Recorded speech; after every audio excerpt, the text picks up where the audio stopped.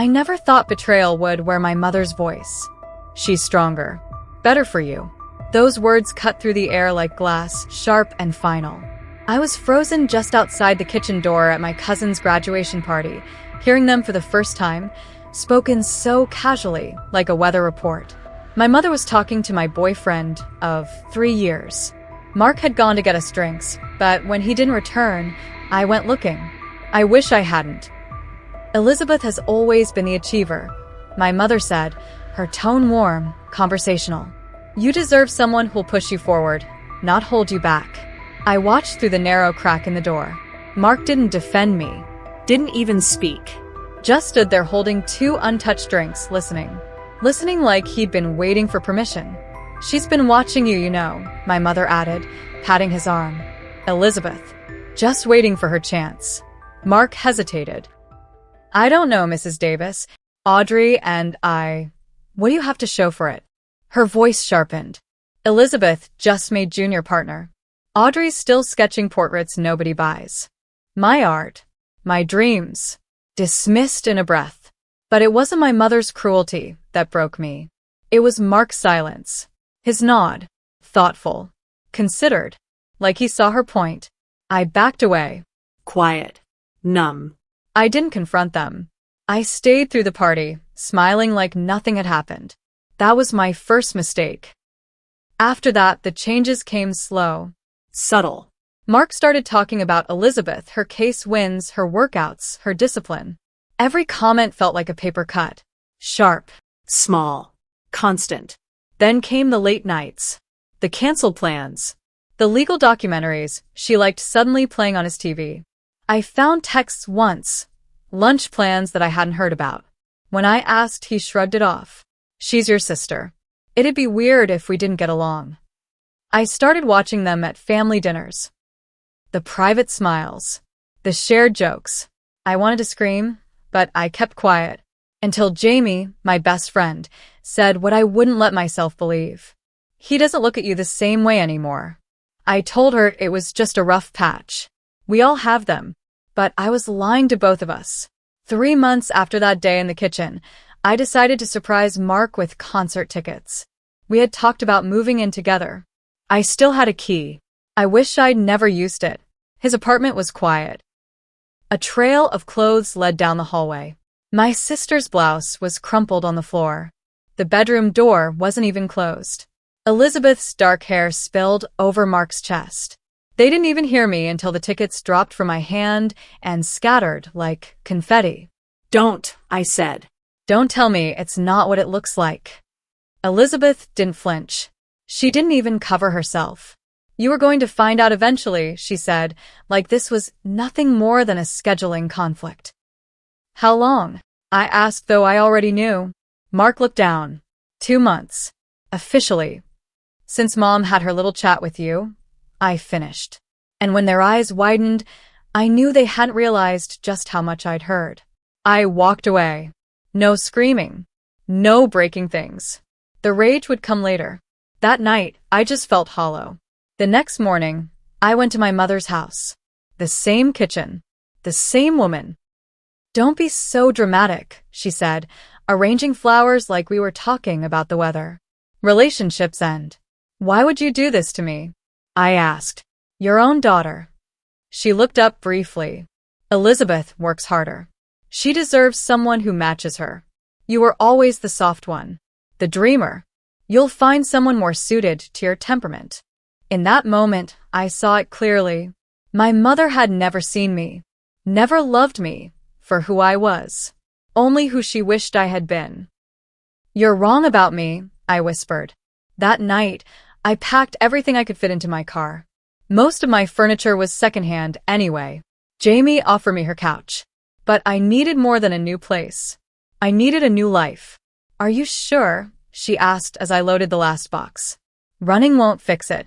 I'm not running, I said. I'm moving forward. The next morning, I left 3 notes behind for my mother, Elizabeth, and Mark.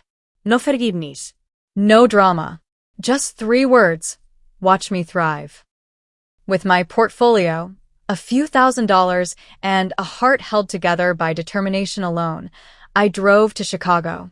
The city greeted me with a storm, sheets of rain pounding the windshield like applause for my collapse. I checked into a cheap motel that smelled like cigarettes and old dreams. Gave myself 5 minutes to cry.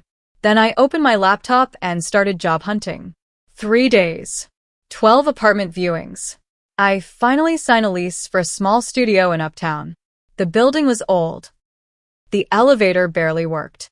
My neighbors were students, immigrants, night shift survivors. People starting over. Just like me. You have 30 days, I told myself as I taped job listings to the fridge. Find work. Or go home. 28 days later, I walked into my final interview at Meridian Investment Group. The front desk girl sent me to the waiting area. Another woman sat there in a sharp suit, flipping through notes. I suddenly hated my carefully ironed dress. Miss Davis? A woman with perfect hair and a voice like ice.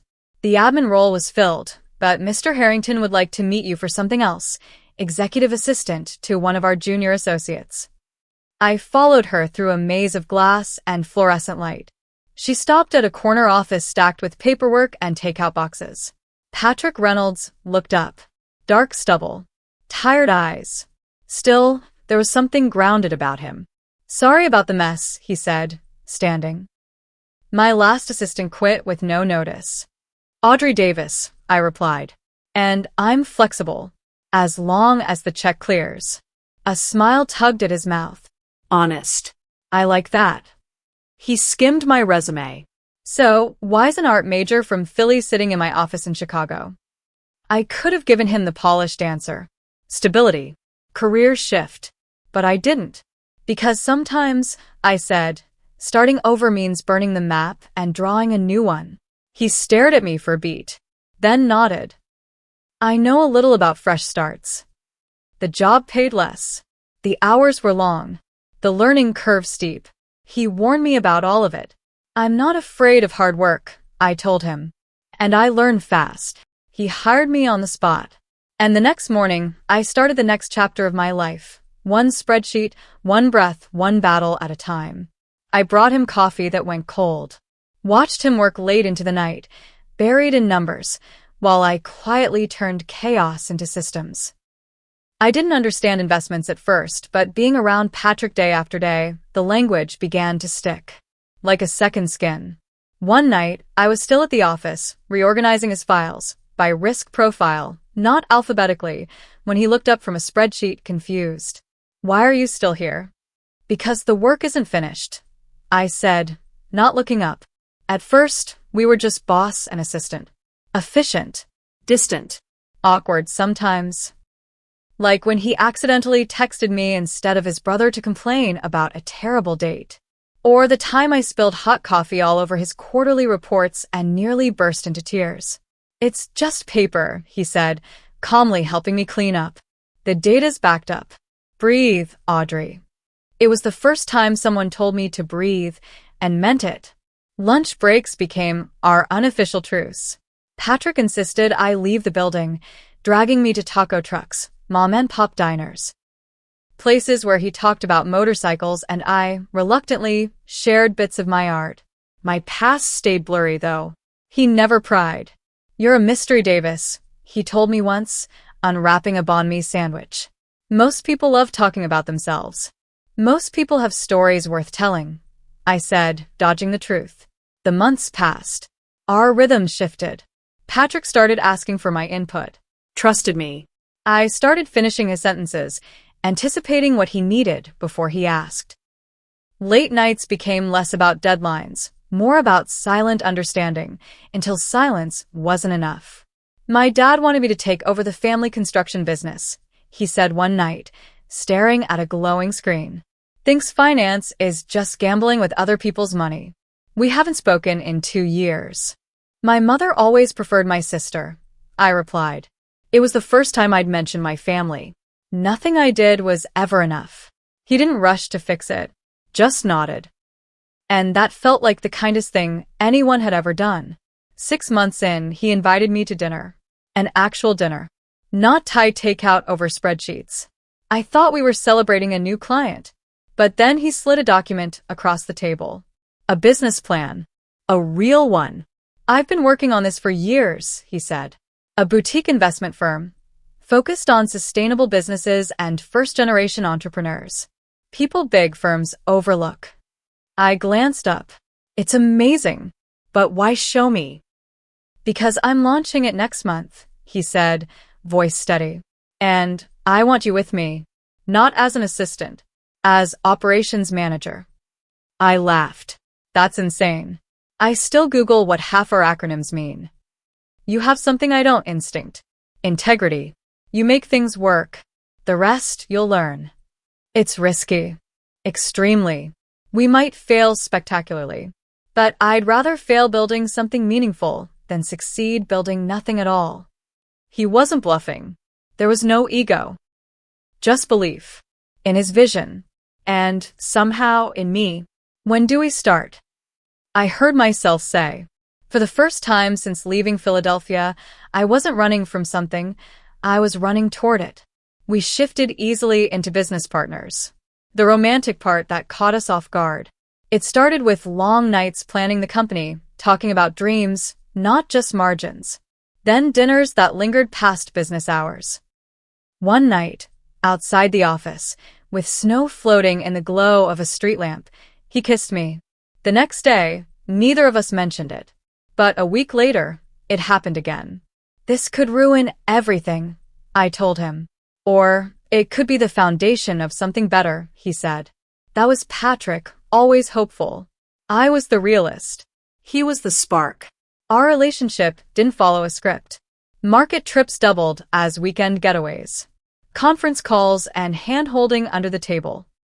We kept it private, especially in a world where women were often seen as accessories, not equals. 1 year in, he proposed. No big moment. No ring. Just the two of us in sweatpants, surrounded by paperwork. Marry me, he said, looking up from a spreadsheet. Be my partner in everything. People will say it's too fast. Let them talk. I've never been more certain. We got married 3 months later. A courthouse. Jamie flew in. Patrick's brother was there too. I wore a simple cream dress. He wore a charcoal suit. No drama. Just quiet vows and real promises. I choose you as my partner in all things, he said. And I chose him, not because I needed rescuing, but because I finally believed someone could see me and stay. Our reception was Vietnamese takeout at the restaurant where it all began. Mrs. Nguyen decorated the table with flowers. Poured us champagne. To partnerships that lift us higher, Patrick toasted. Reality came rushing back fast. Reynolds Capital Partners launched from our one-bedroom apartment. The dining table became our boardroom. The sofa, our intern hub. We met clients at hotel lobbies and cafes, projecting confidence we barely had. I picked up a part-time job at a gallery. Patrick pitched like his life depended on it. Some nights, I'd wake to find him still up, eyes red, chasing numbers that didn't add up. We should consider more traditional clients, I suggested gently after another month of losses. If we bend now, he said, we'll never get back to what we stand for. The argument that followed was brutal. Our first real fight. He wanted to invest our emergency fund. I wanted stability. We slammed doors. Said things we didn't mean. But ended with compromise, half for growth, half for security. That became our balance. His risk, my reason. 8 months in, we landed our first major client, a sustainable energy company looking for values beyond profit. Patrick built the pitch. I designed the materials. We didn't just win their trust. We earned 3 more referrals from it. Finally, momentum. We need to celebrate, he said. I resisted. He persisted. He recreated our first lunch. Vietnamese takeout. Spring rolls. Noodles. Coffee mugs filled with $5 wine. To my brilliant wife, he said, who believed in us even when I almost didn't. The business grew fast after that. Too fast for our tiny apartment. Interns on the couch. Conference calls from the bedroom. It all fell apart the day a client arrived early while I was in a towel. We need real office space, he said that night. And a home where I don't find paper clips in the cereal. We signed a lease on a small downtown office. moved into a modest two-bedroom with enough space to breathe. And suddenly, we had something resembling balance. 3 years passed in a blur of work and small wins. Patrick became known for ethics, innovation, heart. Our reputations stretched beyond Chicago. I built the systems behind the scenes. Together, we made something real. Then, out of nowhere, a major investment firm made us an offer: acquire Reynolds Capital Partners in full. The condition? Patrick would stay on as CEO of their new sustainable investment division. I never imagined this, he whispered after signing. We were standing in the kitchen of our new house. A home.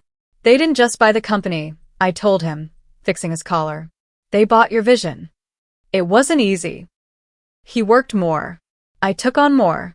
But when I saw him standing at the head of that boardroom, speaking with the same fire he once did in our living room, I knew it was worth it.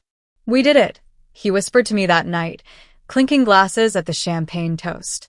Together. I watched him from across the room, Patrick shaking hands with executives who now answered to him. 5 years ago, I'd walked into Chicago soaked in rain and heartbreak. Tonight, I stood in a gown that caught the light just right, in a life I had built from splinters. He was the CEO now, and I was no longer the wife. My systems ran the veins of this company, 3 markets, dozens of departments, all moving because I made the gears turn. Patrick dreamed the future. I carved the foundation beneath it. At home, life had settled into a gentle rhythm. Sundays meant coffee and the paper.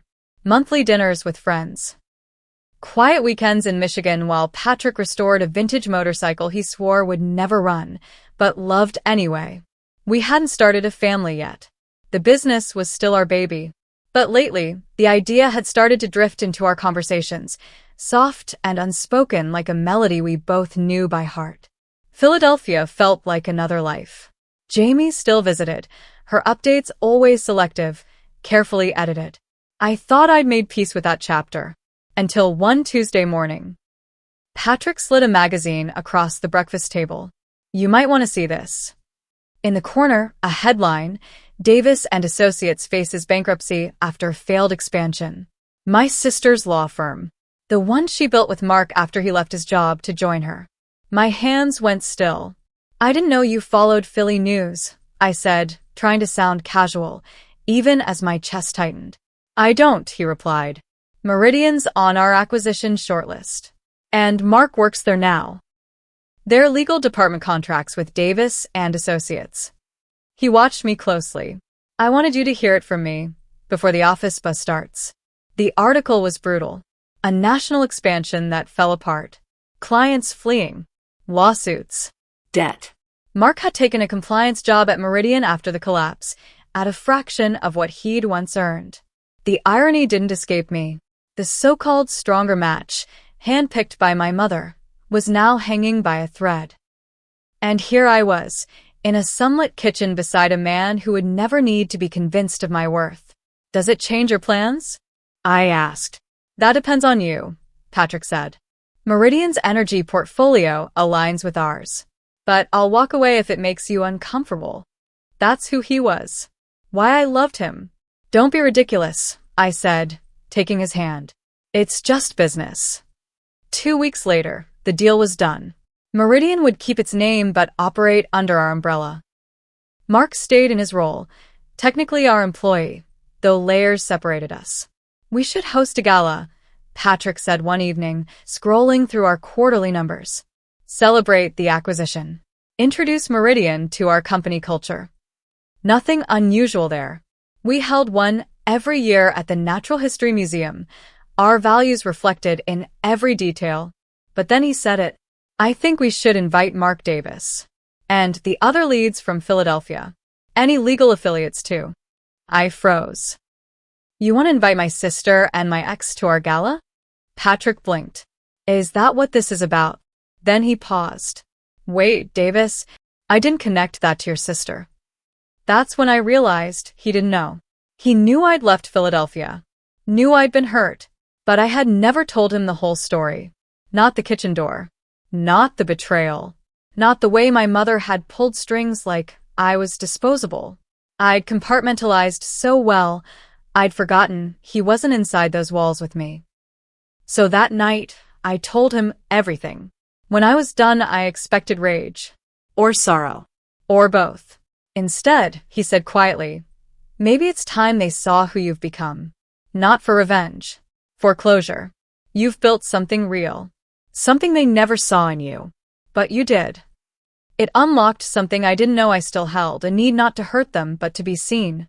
We'll invite them, I said. All of them. The next weeks blurred into gala prep. I poured my nerves into details. Sustainable seafood, carbon-neutral transport, flower centerpieces that told stories about our values. The guest list made it real. Their names: Elizabeth Davis, Mark Davis, Claire Davis, my mother, my sister, the man I once thought would marry me. What would they see when they looked at me now? Would my mother still measure my worth in degrees and salaries? Would Mark regret it? One night, Patrick found me lost in the middle of mock invitations. Second thoughts? Not about inviting them, I said. I'm just wondering if I'm doing this for the right reasons. Am I still chasing their approval? Patrick sat down beside me, took my hands. You stopped needing anyone's approval the moment you drove into this city with nothing but your art and your will. He kissed my forehead. Whatever your reason, I'm here. The next morning, I finalized the list. No hesitation. Each invitation was printed on recycled paper, soy-based ink, minimal waste. Because our values didn't take the night off. For my family, I included a handwritten note, looking forward to showing you the life I've built. Audrey Reynolds' their replies came in one by one.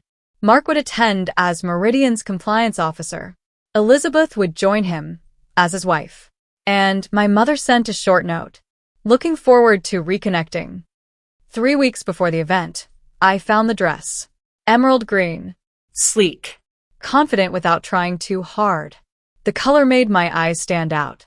It felt like armor, quiet, commanding mine. Ready to face your past? Patrick asked the night before the gala. I looked at my reflection, poised, polished, no longer pretending. Ready to showcase my present, I answered. The Natural History Museum glowed with golden light. Sustainable fixtures. Local flowers. Organic cuisine. Jazz curling through the corners like silk. Everything looks perfect, Patrick said, tightening his bow tie. I nodded, surprising myself. I'm not even nervous. This is our world now. They're just visiting. We stood at the entrance, greeting guests. I wore my emerald gown, a simple diamond pendant, an anniversary gift. My hair was in a clean, sharp bob. No frills. No pretense. Just me. Then I saw them. My mother entered first. Navy dress. Perfect posture. Elizabeth and Mark followed. They stopped near the entrance, scanning the room. Unfamiliar faces. Unfamiliar territory. I didn't move. Let them find me. They circled the room. Eventually, they arrived where Patrick and I stood chatting with the mayor. My mother saw me first. Her smile faltered, then returned, carefully polished. Audrey, she said, leaning in with a practiced hug. You look stunning. Mother, I said, calm. Glad you could make it. I turned to Patrick. This is my husband, Patrick Reynolds. Patrick Reynolds, Elizabeth said, shaking his hand. I've followed your company's expansion. Respectfully, Patrick said, sliding his hand to the small of my back. Our success is a partnership. Audrey's systems made it possible. Their eyes shifted. A flicker of surprise. This wasn't the story they'd imagined. Not the girl who got lucky. Not the dreamer clinging to a man with power. This was mutual. Built from the ground up. Mark Davis, my ex said stiffly, offering his hand. Compliance Officer, Meridian. We're aware, Patrick replied smoothly. Welcome to the family of companies. Mark blinked. The pieces clicked. His mouth opened slightly. Your company acquired Meridian. Last month, I confirmed, cool and unshaken. Patrick will announce it tonight. They went still. Processing. The man who left me now reported up the chain I helped build. The sister who replaced me now stood beside a man in middle management. The mother who dismissed me now watched me command a room of leaders. "If you'll excuse us," Patrick said gently, "we have more guests to greet. Enjoy yourselves." As we moved through the crowd, I felt her eyes on me, my mother, watching, measuring, her face unreadable, somewhere between calculation and confusion. The night unfolded with polished precision. Dinner was flawless. Awards were handed out, one to a young woman I'd mentored from intern to team lead. I caught Elizabeth watching as the crowd applauded her, my name mentioned with quiet reverence. Everywhere I turned, someone asked for my input. Patrick's speech wove my name through his words like a golden thread. I didn't shrink. I didn't apologize. I belonged there, fully, entirely. After dinner, Patrick took the stage. He spoke with purpose. About vision, ethics, investing in more than just profit. When he announced the acquisition of Meridian, Mark was spotlighted, awkward, and out of place. It wasn't cruelty, it was clarity. This was what the future looked like. And it didn't have their fingerprints on it. Later, near the dessert table, my mother approached, champagne in hand, Polished. smiling. "I always knew you'd do well," she said, as if rewriting history. "You had such potential." "Did you?" I asked quietly. "That's not how I remember it." She waved the moment away, like lint. Mother's push. Elizabeth needed confidence. You needed motivation. "No," I said, gently but firmly. I needed support. What I found instead was strength, on my own terms. She sipped her drink, then shifted tactics. "Well, I suppose I should thank this Patrick for seeing what I missed." "Patrick saw me clearly," I replied. "But he didn't give me success. We built it. Together. As equals. That's the difference." Her smile faltered. Just slightly. But enough. Then came the pitch. "Elizabeth and Mark are having a rough time," she said softly. "Maybe you could put in a good word. Family should help family." And there it was. Not reconciliation. Leverage. "Like everyone else," I said calmly, "their performance will shape their future here. Just like mine did." I saw Elizabeth approaching next, Mark trailing behind her like a man already resigned to the shadows. "Your husband is impressive," Elizabeth said. "The way he commands the room. You've done well for yourself." A compliment wrapped in resentment. The suggestion that Patrick's power was the source of mine. "We've done well together," I said, evenly. "That's how real partnerships work. Something to consider in your own arrangement." Her smile thinned. Mark looked away. The tension between them was clear, brittle, sharp. Not what I'd hoped for them, strangely. Instead of satisfaction, I felt something else. Pity. They had chased a version of success built on competition and deception. And now, standing there, they looked like the ones who'd been left behind. Not because of status, but because they never learned to build anything real. "I should mingle," I said, stepping away. "Enjoy the evening."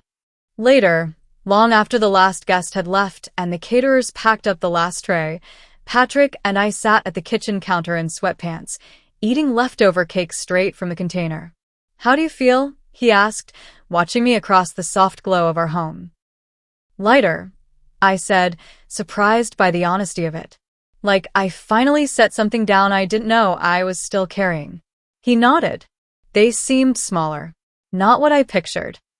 "They are smaller," I said. "Or maybe I'm bigger. Not because of the company. Not the title. Just because I understand now what matters." He waited, building something real. With someone who sees your value without needing to diminish anyone else. "So not revenge after all?" he said, eyes warm. "No," I paused. "Something strange happened tonight." "What?" I felt grateful. He raised an eyebrow. I watched them, unhappy, strained, clinging to something that never really worked. And instead of feeling triumphant, I felt grateful. For what? For their betrayal. If they hadn't broken me, I never would have left. Never would have come to Chicago. Never would have met you. or found out what I'm capable of. I reached for his hand.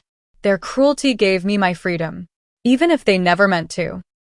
Patrick smiled, pulled me into a quiet embrace. That's the most powerful kind of redemption, he said. Not punishing those who hurt you, but using the pain to build something better. As we climbed the stairs to bed, tired, calm, full, I realized something. This night hadn't been about showing them what they lost.